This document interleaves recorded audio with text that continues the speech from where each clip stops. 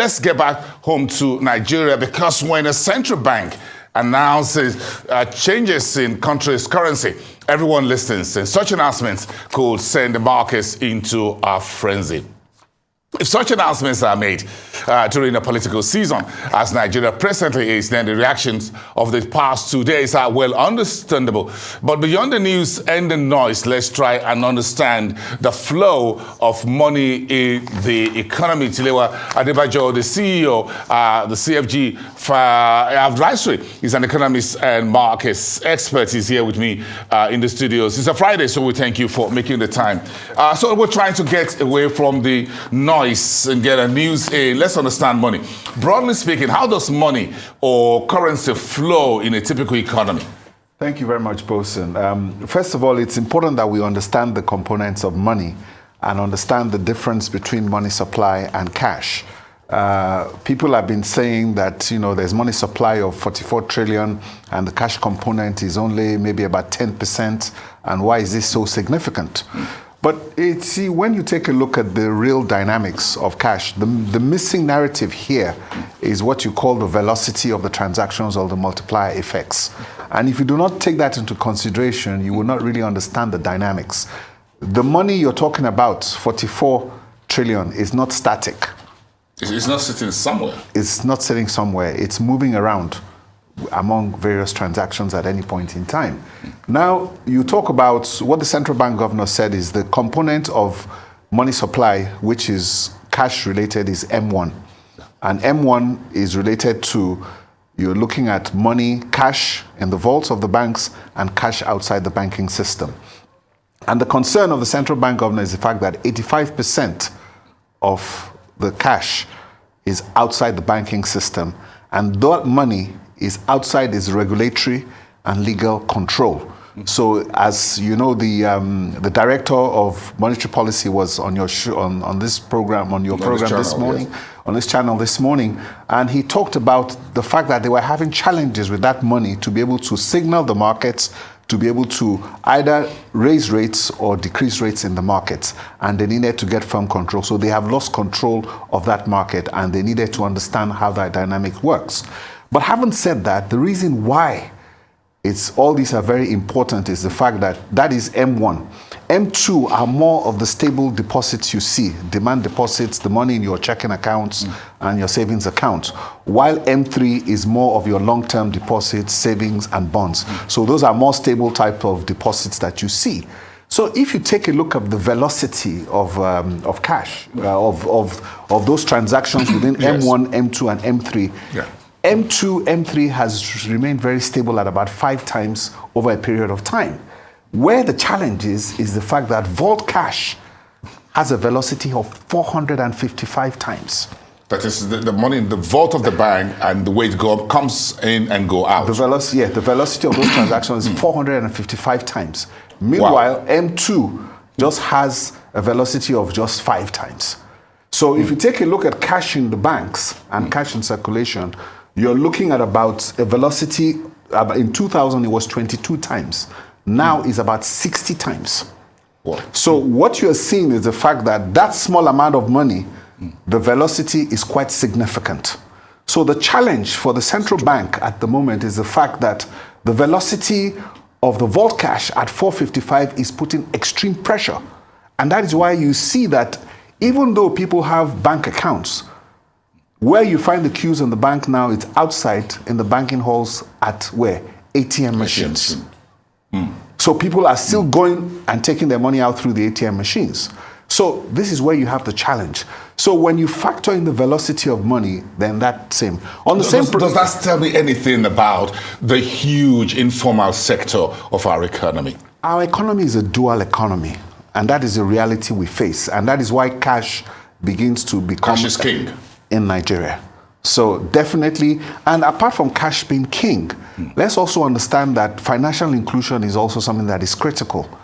Currently speaking, you have 10 years ago, maybe 60% of, 65% of adult Nigerians did not have bank accounts.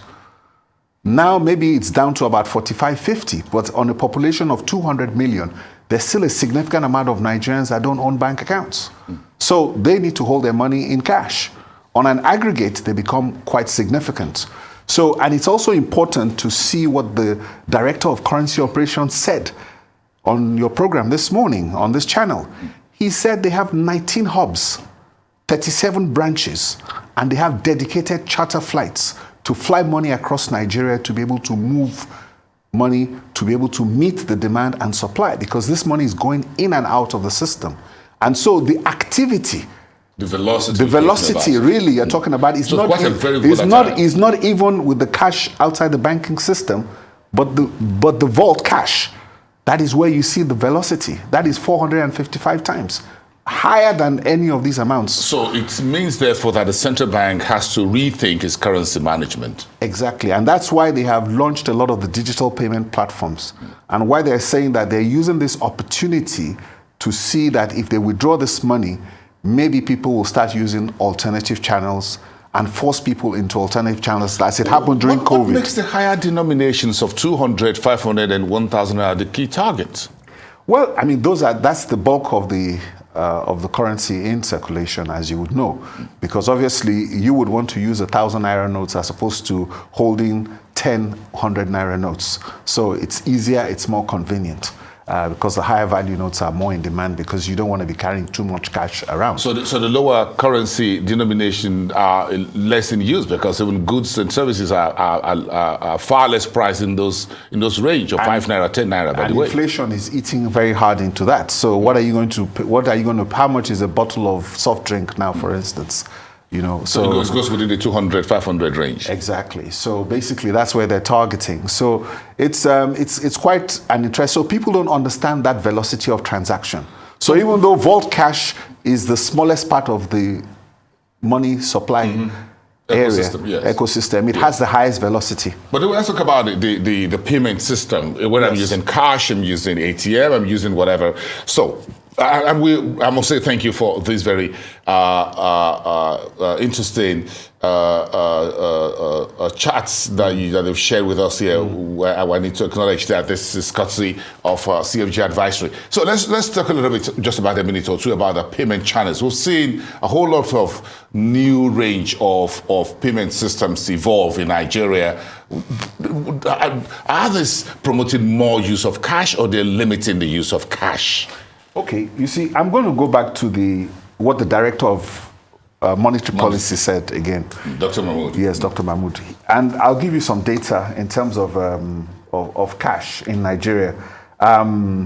Basically, from 2000 to 2022, currency in circulation increased by 1,000%, from 310 billion to 3.3 trillion.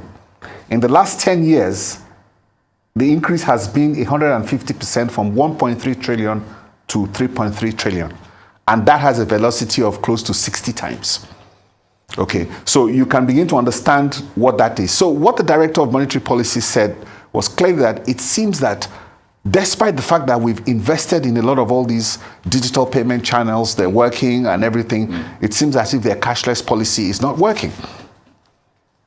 And it will not work. It's also that pressure, because you still have 40 to 50% of the adult population that do not have bank accounts. So they are going to continue to carry their cash around, and that is where the pressure is. So we need to get more folks to have bank accounts. Exactly. Or, as you can see now, what is really taking off now is the agency banking. Yes. On every street corner in Nigeria now, you're seeing the POS terminals. That is reaching these people, and they don't need to go to the bank. They go there, and the POS person does the cash management and handles it at very level. So what the Director of Currency Operations and the Director of Monetary Policy were saying today is the fact that it seems that is not working, because their cashless is not working. But they've made the investments. The platforms are robust, is working. For those people who are modern like us, you can do your transfers, you can have USSD codes, there's mobile money. Yes. So all the channels and all the platforms are there. So it's now a question of adoption. So what they're planning to do with this withdrawal is that, okay, maybe if we withdraw this, we'll begin to force people to use this digital channels. But Nigeria today has one of the most robust digital payment platforms in the world. Yeah. So the next stage for us now is just looking at adoption. So you're looking at another policy of cashless transaction. It should be rethink. They said it's going to come next year. Maybe when this new redesigned and reissued notes are back, are now in the market. Thank you so much, Tilewa Adebajo. I'm sure you follow the money, and we follow the money with you. Thank you. Enjoy the rest of your evening. Thanks for making it here. Yes. Thank you so much. Following the money with Tilewa Adebajo, the CEO at CFG Advisory.